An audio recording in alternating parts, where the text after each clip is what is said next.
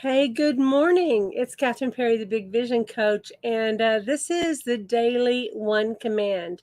And the idea of the Daily One Command, what we're doing here together is that let's start our day focusing on an idea greater than itself and how that idea aligns to your own hopes, wishes, and desires so that you can create a powerful and empowered mindset to easily manifest it and to give you the inner tools and resources to access your own greatness to make it happen. That's kind of clumsy said, but that's the idea behind this.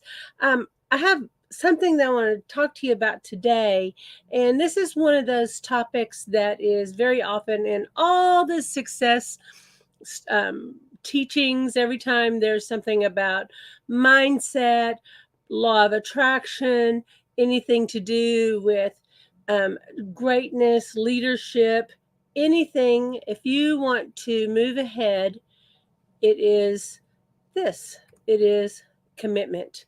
And we want to look at this word that's used a lot from a different standpoint today. And I'm going to tell a personal story. If you've noticed, I've been limiting the stories, but this has been a big challenge in my life. And I think that this is something that's a big challenge for a lot of people. And it has to do with the fact that so many folks in this sphere, when I'm talking or sharing something, they go, wow, I'm having trouble focusing. I'm not motivated. I want to do this. I'm working really hard. I'm doing all the stuff, but I have this hesitancy on actually pulling the trigger on, I've got to now start making sales. I've got to start reaching out and talking to people, and I'm frozen. I don't know what to do. Or I know there's something I can do, I should be doing. I'm not sure what it is. And so this is, I think, thinking about commitment in a different way and understanding what is stopping you from truly committing and how to do that in an authentic, honest way, and how to align your inner resources to uphold that commitment. Okay. So the lens that we're looking through today,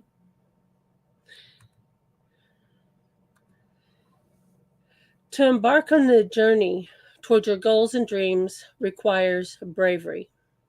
To remain on that path requires courage. And the bridge that merges the two is commitment. Of course, that's from the amazing Steve Maraboli, who every time I want to think about something smart, he has already said it brilliantly. And he's a leadership coach, very famous in our corner of the world. And this idea of commitment as a bridge, as this thing is the connector between your goal, right, and finding that courage to keep going is commitment. And so to think of it as the thing that ties the two together. In fact, if you start looking at pictures, as I often have to, for hey, what is commitment? The first thing that comes up are all the marriage pictures, right? And engagement, and like we're together, we're locked in no matter what. But very often it's either I'm locked in and I'm committed to another person, or it's somehow some personal grit that you have to pull up within you alone and fulfill this, or otherwise you're going to let yourself down, your big mission or purpose. You're going to let your team down. And maybe that's true to a degree, but it's not true the way that you think. When I really learned about commitment and had to face my fear of commitment was when I was in business with Asara Lovejoy full time. Now, I come from a family of where we were, as kids, worked in our family business. My dad was a serial entrepreneur. He loved business and the business of businessing. Is what we might say it. He loved it. But his genius was really startups. He didn't really like sticking with things for a long time. So for us, it was always this a whole lot of efforting. And as much as my dad loved business and the work, and we put in hours like from 7 in the morning till 11 at night. This is not a walking to school uphill, both ways in the snow story. This is how my dad worked, and he worked us. And we were expected as kids from, I guess that probably started when I was 12, to be there, be in the business. And even as a younger kid, we're in the car, getting up. It's very cold, even in the summer, and we're driving across town to go to the our little grocery stores. And my dad had different ones over the years.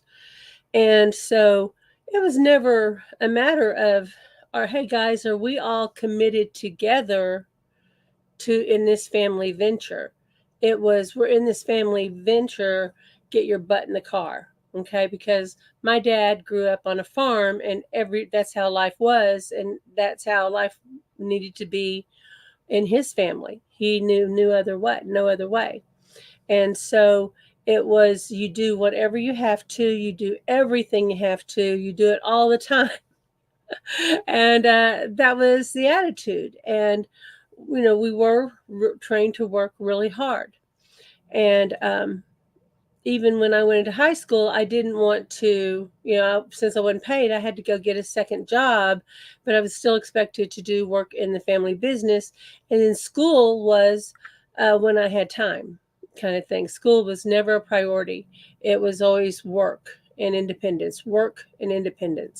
Now, this is important because when I went into business with Asara was 1,000% committed.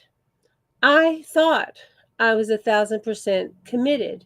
And Asara would say, what are you doing? I said, well, I've got to put together, I'm calling clients because I've got to earn some money. I've got to get some I've got to get some appointments in. I've got some bills to pay. And she said, why aren't you putting that effort into the business? Why don't you sell a workshop? You're going to make more than that. And I was like, I didn't know how to let myself be supported by the business. I said, yeah, but everything we make in the workshop goes into the business. And the business was run through Asara's house. Okay. And Asara never said, all the money's mine. Asara never treated me that way. I acted that way. Okay. And so I took my family model in unknowingly. I mean, it just made sense. And my dad was the quick buck guy. Her dad was an attorney, and he knew how to build wealth. And so these are two very different levels of consciousness. Now, just pausing right there, I want you to know that I'm not telling you a story about my life so that you understand me and you go, oh yeah, here's it. I'm telling you a story about how paradigms are set up and how we will sometimes try to operate in another one. We're trying to meet it, but we don't understand that we're lacking a capability, or there's a hidden belief or agenda that's stopping us. And it is that hidden belief or agenda is to keep us safe. Okay. I had a very high value on this idea called independence.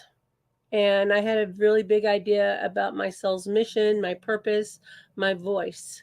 And so I had this greatness that I wanted to express, but my belief about independence and work and how you do it was running counter, okay, to really what I understood intellectually, but I really wasn't getting emotionally. And Asara kept talking about my commitment. And I would say, I don't know what you're talking about. I'm working an incredible amount of hours. I'm doing all these different jobs. I'm learning as much as I can every day. I'm out of my comfort zone almost every minute. I'm traveling all over the country. And at that time we were promoting our business like in really small groups. Like if you could get together a group of 8 to 10 people, we taught the class in your living room. Okay. And so I'm sleeping at people's houses. This is how we started out, which I do not like at all, but that was part of it. But Asar said, "You're not committed." And I was really offended by that. I was really upset that she couldn't see my commitment when I was working so hard. And so that's the first point. Maybe it's the second, that you could be really working really, really hard and doing all the things you know to do in your business, in your relationship, for your health, for your personal growth, whatever that is, you may be doing all the stuff, but still not be committed. Because I was running from fear, and mentally and emotionally, I had a foot out the door. I wanted to keep my exit strategy. The other difference between me and Asara is Asara grew up in a loving, stable home with both parents until her dad died when Asara was an adult.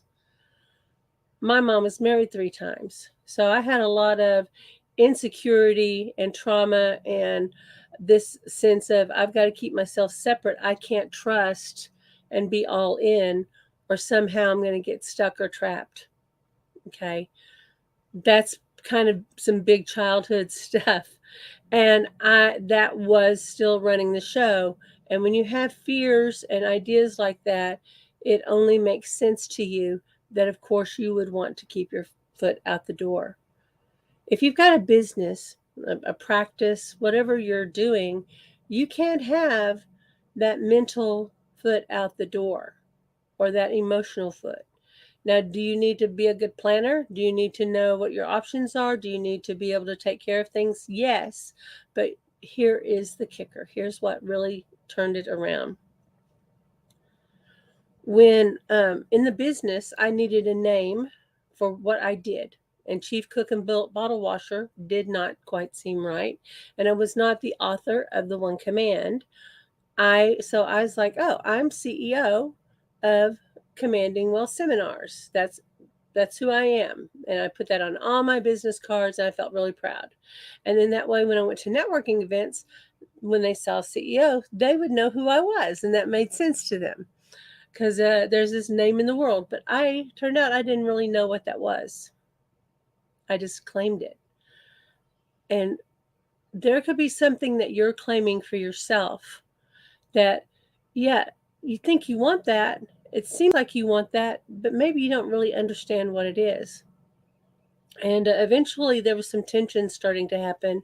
And Asara brought in an incredible woman to facilitate and work with us. Not just, she worked with businesses and business owners. And we were bringing in another person. We were bringing Eden, her daughter at the time. And Eden was going to be taking a lot of stuff off of me. And we started talking about what was our vision for the company. How do we see it? How do we see ourselves? What do we want? Like, what is our world vision, right? What do we want from our heart? And she did a really good job of just eliciting these conversations. She just was curious. And then we started talking about values, and we started talking about how we saw the structure should happen and that sort of thing. And even when I drew out the structure, Asara said, I had no idea that that's how you saw the company. And she said, I would have 100% been on board with that if you had ever communicated that with me. So I had this inner vision, this inner structure that I had this capacity for, but I'd never communicated it. But there was never a space to, because I wasn't in a committed position, and I was always in this survival, catch up, get it done, I got to do this stuff mode. And Asara said, how long have you been thinking about this? And I said, from day one. She said, no, what you were talking to me about was so many other things, right? And I realized I was really never communicating this this vision and what my truest hope for the company was ever, because I was not doing it in the capacity of a person who was a CEO. And when we started saying, well, what is the role of a CEO? And it's, hey, visionary, and you're the one who's responsible for generating the income. You figure out what the revenue model is and you set up the system. So I went, wow, I've already been doing that. Cool. But I was not in that role. I was doing everything else. Like when I would go teach, like at a seminar or something, and I would work all day, I would go home that evening and I would check for book orders and follow up on, future seminars and booking and doing the work of about 5 people, honestly. And then when we spent some time saying, okay, what is each role? We got a cohesive vision. This is what we want to do. The lady asked for a commitment. She said, will you commit to being in this role, to doing these things for the business for the next year? And I realized I had been busting my butt and I was doing everything but, right? I really wasn't directing all of my energy and power to that. And I really wasn't full in. And I said, yes, I'll do it. And in the moment, I 100% said yes. Well, I had been a long, tiring day, and I said, I'm going to go up and take a rest, and we'll see you at dinner.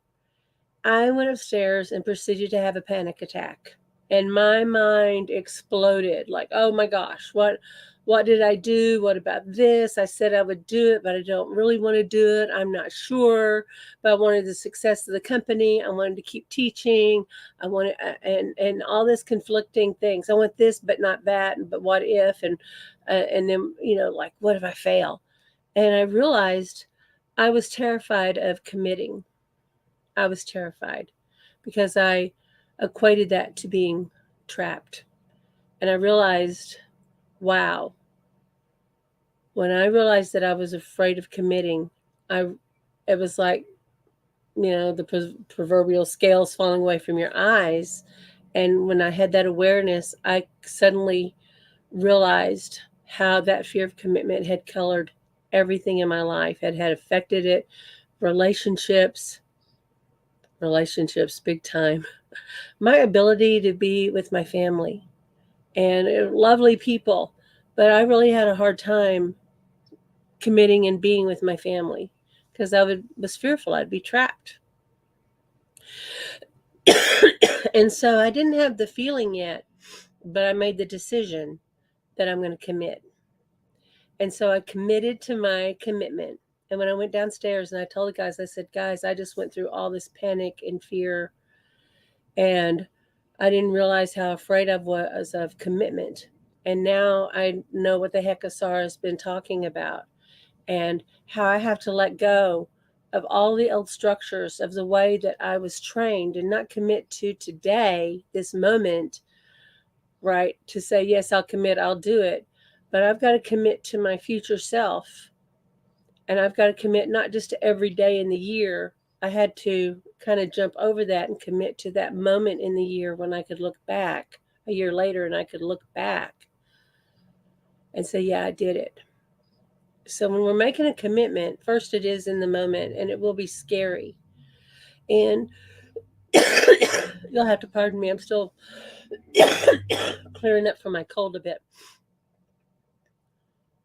Whatever rises up is everything that's been stopping you from having what you truly want and desire. And it's everything that your soul's been pointing to. It's everything that the world's been showing you. It's everything that you've been struggling against. And that's why this week, when we're first talking about, clarity and courage, and how commitment is the next natural step, and how commitment from this moment right now, what is your goal, to the fulfillment of the goal, is a bridge. And what's interesting is my life immediately got a lot simpler. I worked a lot that year, and this was the year that we released not only was still doing Commanding Wealth seminars in the live version, we were teaching live practitioner courses, still had those commitments. Then we took our practitioner course online. Then, oh yeah, by the way, at the same time, I'm going to go ahead and roll out 7 chakra wealth coaching, and where we're doing energy healing. Oh yeah, and then I'll go ahead and do my daily commands. And I had a small daily command group. But that was the year that I broke through and made the most money at that point of my life. That became my personal 6-figure year. Even though the company I'd been attached, with working with Sarah, we were generating many, a very, very nice high 6-figure business. But that was my personal income 6-figure. And with that, I was, also manifested a house with my daughter, a beautiful home, and miracle after miracle. I mean, it was just like my manifesting powers just like, manifesting powers activate. It was commitment that did it. And so right now, you may not have a company or a vision that you are wanting to commit to. But I want to encourage you that there's a future version of yourself that you want to be. There's a way that you want your life to be. And where you have a life of agency, if you're following these types of teachings, I'm guessing there's a level of abundance and there's some impact that you want to have in the world. You want to be a force for good in the world. Commit to the person that you wish to become. And then in that commitment, what is your role, right? What is your role? And right now, that role may be as chief, advocate officer. Sometimes, or you might be the chief executive officer where you're going, I'm setting up systems to create money in my life. But whatever it is, commit and be fully in that role. And then from that, you'll be able to create the structure.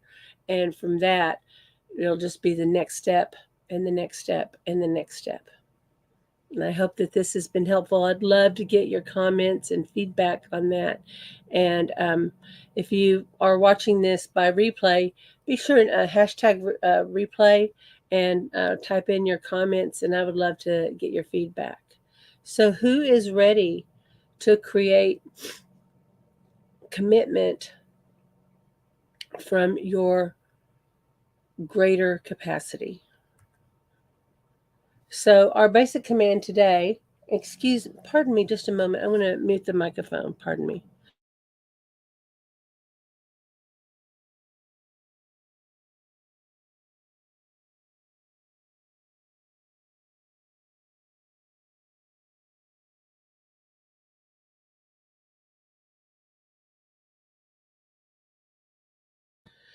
Okay, thank you. Okay, so our commandment today is around commitment.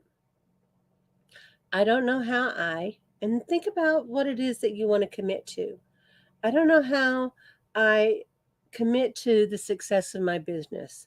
I don't know how I commit to the success of my relationship. I don't know how I commit to my health and well being. I don't know how I commit to my spiritual growth. Whatever that is for you, I don't know how I commit. I only know I do now and I am fulfilled. Okay? And so just tune in. And before we go up, we always think about when you think about commitment and your ability to commit. And a lot of times you go, hey, you just show up. Hey, there's a lot of people who just show up and get in the way. Okay, there's a lot of people who show up with really good intentions, like I did, and work really, really hard, and yet their lack of commitment is causing a drag. And are you causing that? Or hey, maybe this isn't for you personally, but are you noticing that you're attracting a lot of people in situations where there's no commitment to you?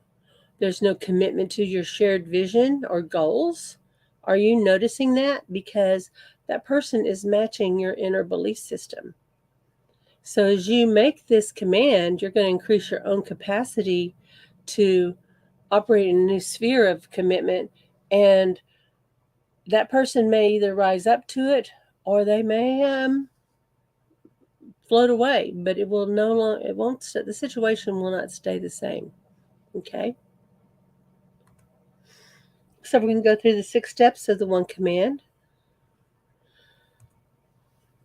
And I want to just invite you to ground and feel your connection to the earth and the earth's connection to you as you bring your attention to your heart and you align to the thing that you desire.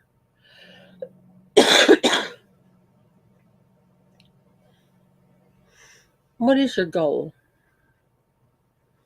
And it doesn't have to be a giant, lofty goal, but what is the goal? There we go. And as you align to that, allow all the forces, all the energy in your body to align to it also. Body, mind, spirit, energy. All your thoughts, past, present, and future. Just take a moment and just let there be the gathering of your forces to the alignment, to align with your goal. As you become aware of your connection to Source, eyes closed, and very softly roll your eyes up as if you're trying to look up through the top of your head. Send your consciousness up that pole of light. And soon you find you're going up above the earth. You're going up past the solar system, out past the Milky Way. And soon you're speeding past galaxy and galaxy, and you come to the beautiful, velvety, black void of space. In the distance, you may see a teeny pinprick of light. And that's the planes of pure, open potential. And soon you break through the darkness into the light. Eyes up as we state the command. I don't know how I have a new understanding about commitment. I don't know how I have new beliefs that support my commitments.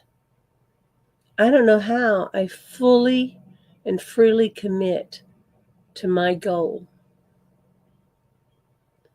I don't know how people who have the ability to commit align with me.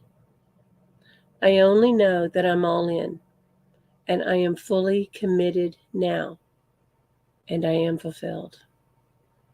And now just let your eyes relax. Just let that go. Let that expand out to an idea even greater that serves more good in its fulfillment. Let it expand, expand, expand. And everything that's ever been known or learned or experienced about commitment as it pertains to the fulfillment of your hopes, dreams, or desires is starting to be activated and made alive in you. And as you're starting to become aware and receive that new understanding, that new capability, that greater state of being fully committed. And it becomes so easy to say no to what is not in alignment. It makes it so much easier to make decisions. It makes it so much easier to draw up your energy when you don't even feel like it. That goes beyond your mood. Your commitment carries you through. And just start receiving that.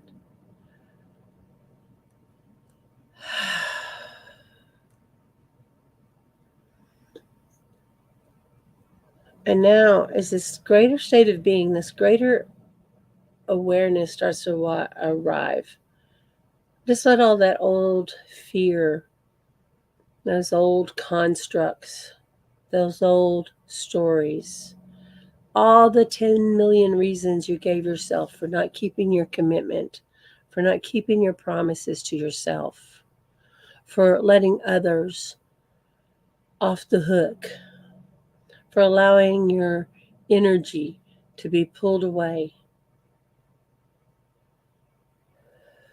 Let it all unwind, unwind, unwind. And just in this moment before we start rewinding, I want you to know you haven't done anything wrong. There's no blame, no reason to have shame for not committing. You just didn't know. But now your greater knowing, your greater intelligence, your greater capacity is on the job. It's going to carry you through. It is fully committed to you, whatever you desire, because it is you. And now just let this new awareness, this new understanding, and literally the new neurology of having the ability, the capacity, the wherewithal, the mindset of commitment and the ability to commit. Let that just start to rewind and integrate. And now think about what you were commanding about, on like what it was you wanted to commit to and why. What do you know about your commitment now that maybe you didn't know before? And I want to invite you to be thinking about this today. All the things when we think about clarity and caring and courage and commitment. And then we want to bring all that to the table when we start commanding cash, when you start commanding for help and resources. All of that is going to serve you. So keep a journal as you think about your commands, what you're learning, what your new awareness is, and sit with it and start tracking your results. And then, of course, when you get an idea or an inspiration, that, just go for it. But I think another interesting thing's going to happen.